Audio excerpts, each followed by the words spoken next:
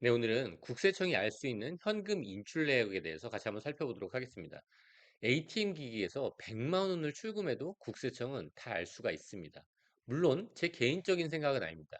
최근에 나온 국세청의 상속증여 세금 상식이라는 이 안내 자료에 있는 내용입니다. 어느 부분이었냐? 물려받은 것 외에 더 알아야 할 상속 재산이 있나요? 이런 거에 대한 답변 내용 중에 하나입니다. 어떤 내용이냐? 피상속인이 사망 전 예금을 인출한 경우 그 사용처를 알아야 합니다.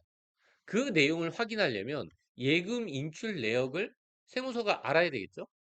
그렇기 때문에 국세청은 금융정보 등을 조회하여 피상속인의 예금 인출 내역을 알 수 있습니다. 이 인출 내역을 알 수 있다는 게 금액 제한이 있는 게 아닙니다. 그냥 예금을 통해서, 통장을 통해서 현금 인출한 내역 전체를, 그 합을 알 수 있고 그 합이 어떻게 쓰였는지를 궁금해 한다는 거죠. 많은 분들이 혼동하시는 게 금융정보분석원을 통해서 현금 인출 내역이 집계되는 부분과 국세청이 현금 인출 내역을 확인했을 때 알 수 있는 금액, 이거를 혼동한다는 거예요. 이건 다른 겁니다. 이 금융정보분석원 FIU라고 하는 곳에서 자금 세탁 방지를 위해서 현금 인출 내역들의 거래 정보들을 확인하고 있는데, 이때는 일정한 기준 금액이 있습니다. 특히 고액 현금 거래 1,000만 원의 명확한 기준 금액이 있는 거죠. 이것도 많이 줄어서 최근에 1,000만 원이 된 거예요. 그리고 심지어 의심거래 보고는 그 기준 금액이 없습니다. 예전엔 기준 금액도 있었어요. 1,000만 원 이상으로. 근데 지금은 그 기준 금액 자체도 없어졌습니다.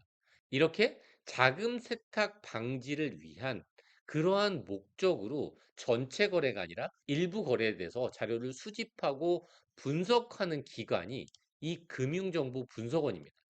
이렇게 금융정보분석원 FIU라는 이런 곳을 통해서 현금의 입출금 내역이 기록되는 그런 기준과 세무서가 예금 인출 내역을 줘야 하는 그런 방식은 전혀 다른 겁니다.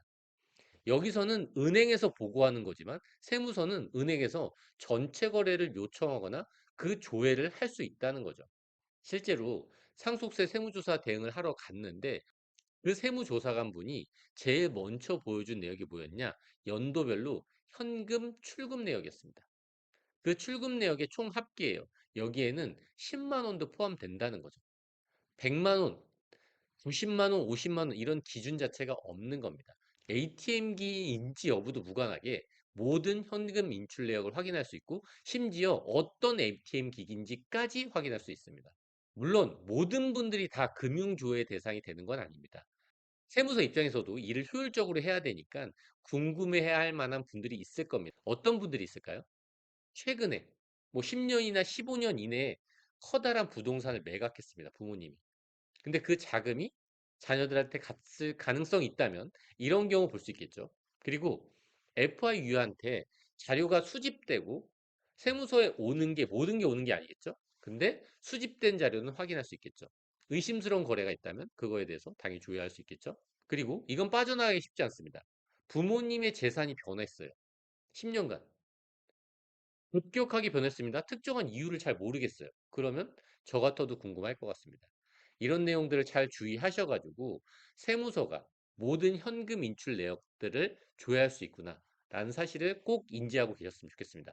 네, 오늘 여기까지 하도록 하겠습니다. 끝까지 들어서 감사합니다.